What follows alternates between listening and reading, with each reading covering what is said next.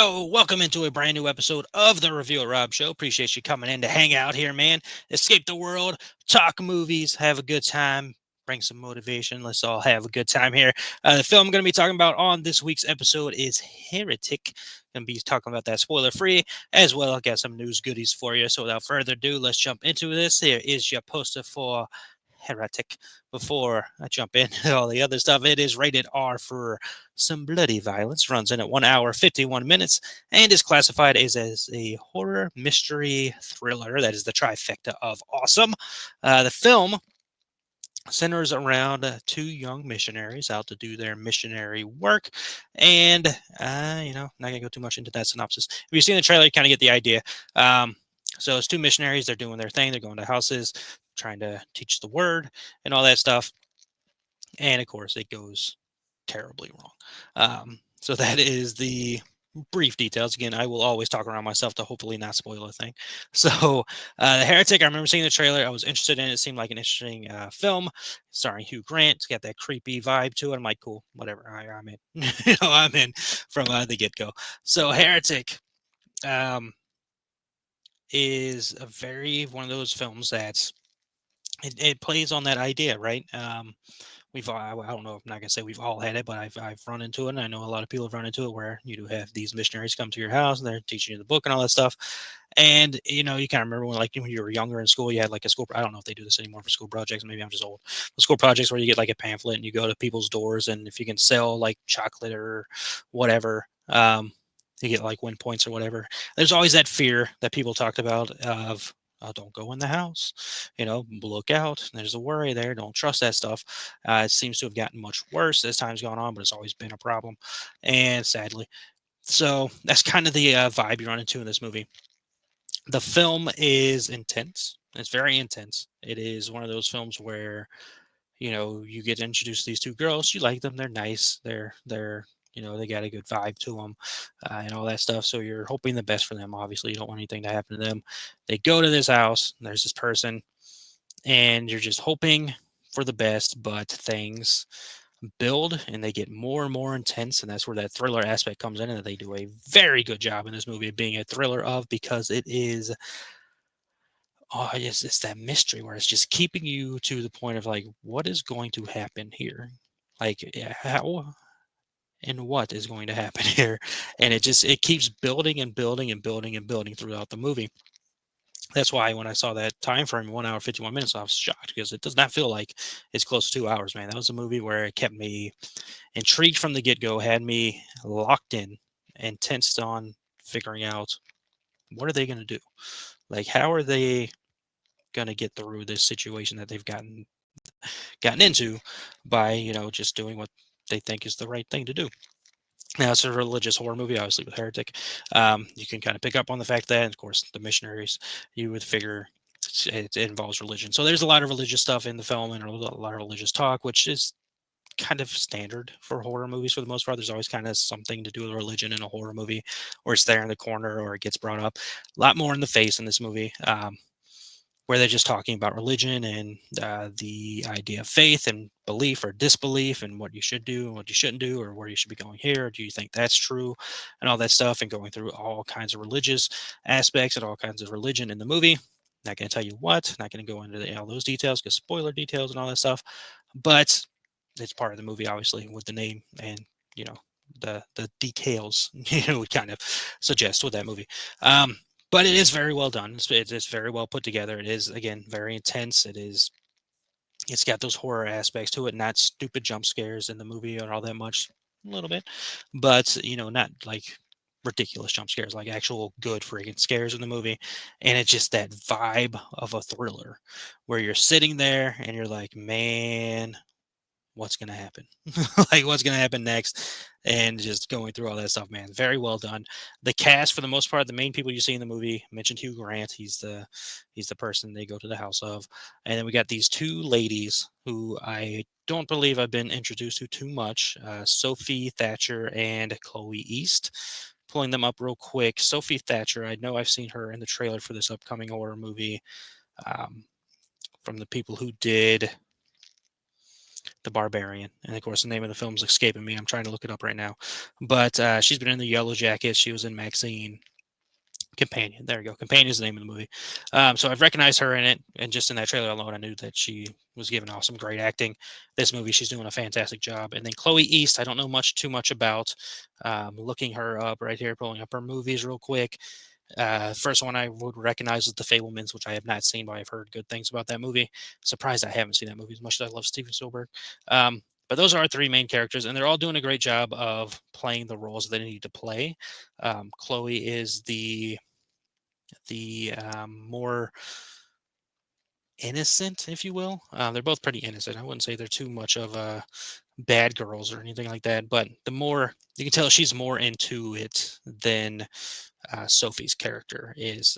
Sister Barnes, and Sister Paxton. Um, but she's more, and then the other one, Sophie's character, Sister Barnes, is more of the hard cop, if you will, the more of the straight and just more serious. So I mean, they're both, you know what I mean, you know what I mean. So they're doing that great. And Hugh Grant,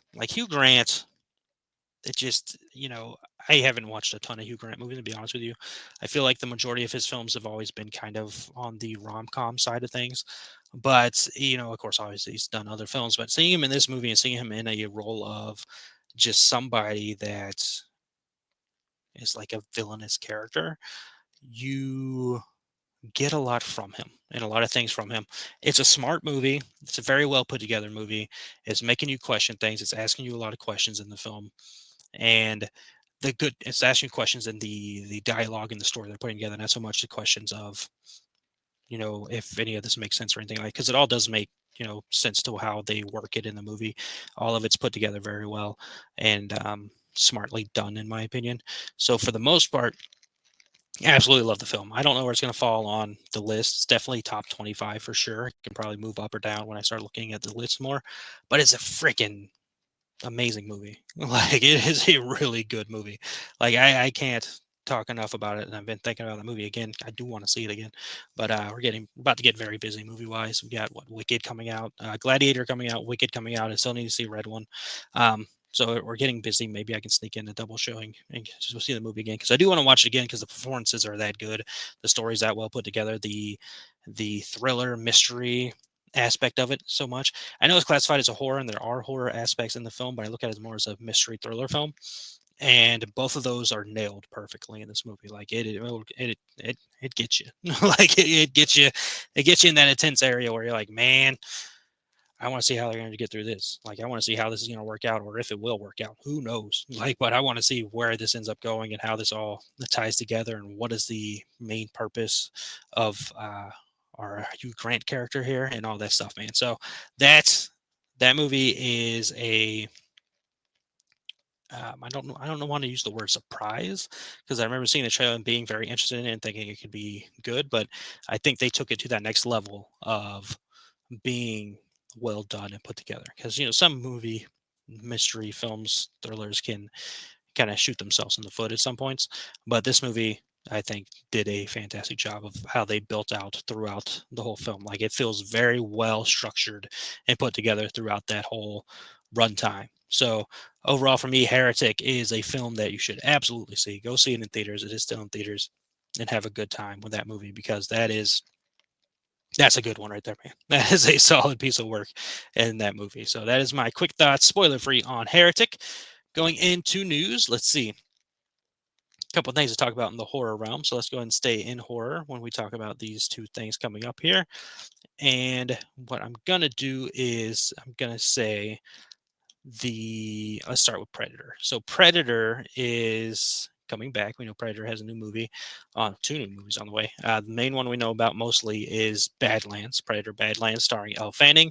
And we got a little bit of an update from Dan Trachtenberg, who is behind the making of this next one. He was behind Prey, of course.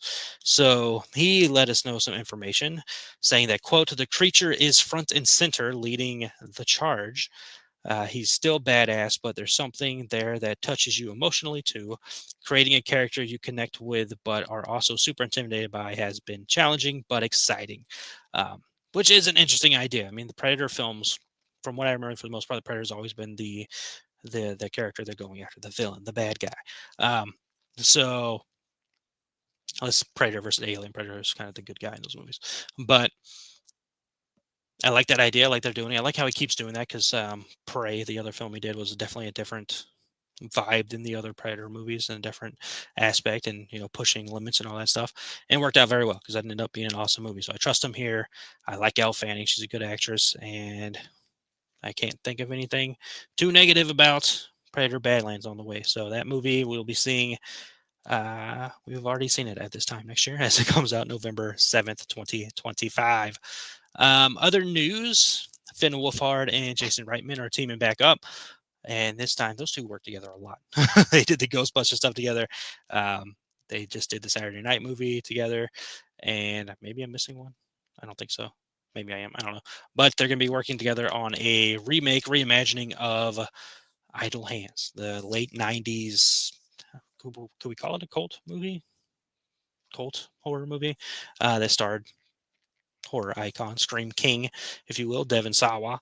So that's on the way. That's happening. That's being remade. Finn seems to be the one from that Stranger Things cast that seems to be doing the most, I would guess. I mean, don't shoot me if I'm wrong here, but I feel like I see him more than the rest of them, right? Millie does some Netflix movies from time to time. She was in the recent Godzilla movies, the Godzilla Kong movies, the MonsterVerse movies, not minus one. But she was in those, or she was in some of them. She wasn't in that last one. And then Netflix movies for the most part. Sadie did some Netflix movies. She was in the Fear Street films, and then she was in The Whale, right? And the Taylor Swift music video. Uh, Gayton, I think, mostly does Broadway stuff, Broadway plays. He was in the movie Honor Society, which is really good. Um, I don't know what Lucas is doing. I'm surprised I even know all these people's name. Um, Lucas, that's his character's name. um, I don't know what he's doing. We could look it up, but who am I forgetting? Am I forgetting Will? I don't think Will's doing anything either. Um, but yeah, it seems like Finn's always out there. Like Finn's always there. Am I forgetting it? Is that all? I don't know. I don't know. But it seems like he's the one that's doing the most. Like we've seen him in the Ghostbusters movies. He's gonna be in this. He was in Saturday Night. I think he has a band. So there's he seems to be the one that's out there the most, still acting and all that stuff. So good for him. I'm into it. Idle Hands. I feel like I don't even know if I've ever seen Idle Hands. Like I've seen bits and pieces of it. Like I remember a hand in a microwave. That's about it. Like that's all I remember. But cool. Bring it back. Why not? And put Devon Sawa on that bad boy. He should be in there somewhere. So there you go. And then last bit of horror spooky talk news is a casting news for Wednesday season 2 in Lady Gaga. Lady Gaga is joining or has been cast for season 2. I don't know how much of a role she's going to have in the season, but she has been cast, which I saw people complaining about. Like the Joker 2 rhetoric is going to go on for a while. I don't even know if rhetoric's the right word, but Joker 2 has done a thing where now people don't like Lady Gaga all of a sudden, or they're blaming her for that movie. Like, it's not her fault. Like, that is Todd Phillips' creation and Joaquin Phoenix's idea and all that stuff. Like, I wouldn't blame her for anything that happened in that movie. Like, it's not her. She's she's not the one who made that movie, and she's good in the movie, and she's a good actress. Like we've seen it in American Horror Story, we've seen it in that freaking movie I'm forgetting the name of, or the Shallow song.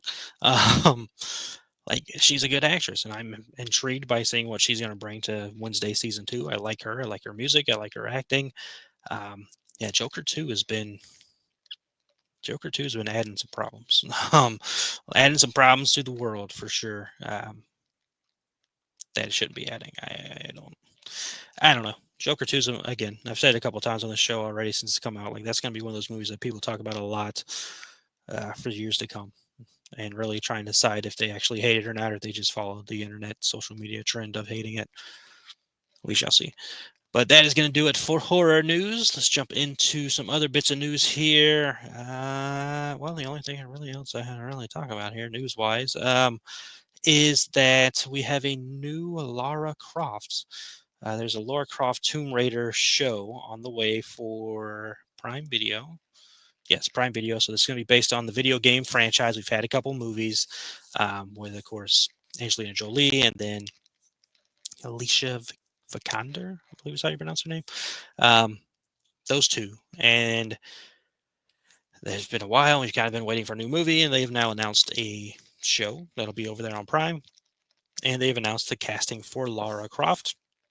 And our new Lara Croft is going to be Sophie Turner. Sophie Turner, who I think we all mainly know for Game of Thrones. She played Sansa, right? Sansa. Um, she was in Dark Phoenix, but we try not to think about that. So is she good enough actress? Like, I don't know why we're changing actresses, but I guess we're starting new. So, bringing a new actress and all that stuff, that's your deal. But, you know, can't, hate on them too much for what they want to go with here. Like, I'm not too mad at them for doing a new thing. I don't spend a lot of time watching stuff on Prime, so I don't know what to tell you there. But I don't hate it, right? I don't necessarily hate the casting. I think she's good enough. I haven't seen what she can do yet in that role, so I can't fully overly judge it. But good for them, man. Let's see. Is there anything to talk about DC since the last time we talked here? Don't think so. I know Creature Commando's coming up. That's going to be out next month. And of course, we got Superman next year. But that's going to do it, man. Quick, breezy episode out for you now. I just did a review of Linkin Park's album From Zero. Go check that out.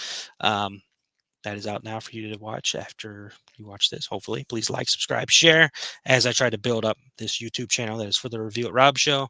But I appreciate you always. Always appreciate you taking any time to listen to me ramble on about stuff that I enjoy talking about here. Like, it's just me nerding out and geeking out, and I'm glad you're here to geek out with me, man. So it's a good time. Hope you had a good time on this episode.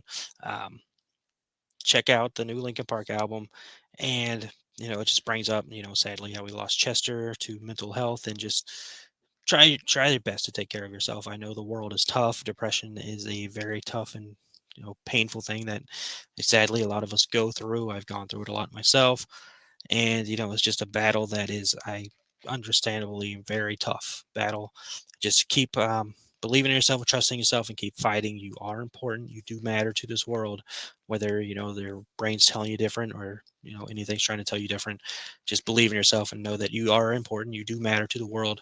You are going to do incredible things. Just trust in yourself, believe in yourself, give yourself time to rest, and give yourself strength, because you are important. You matter, and the world needs you. So thank you for anything you do in this world. Be positive, as long as it's not illegal. Um, be good, but treat the world with the way that you want to treat yourself. So treat yourself with kindness, believe in yourself, empower yourself.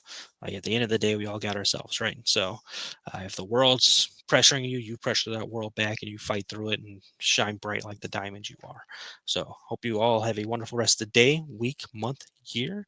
And as always, remember that happiness can be found even in the darkest of times if one only remembers to turn on the light. Talk to you all next episode.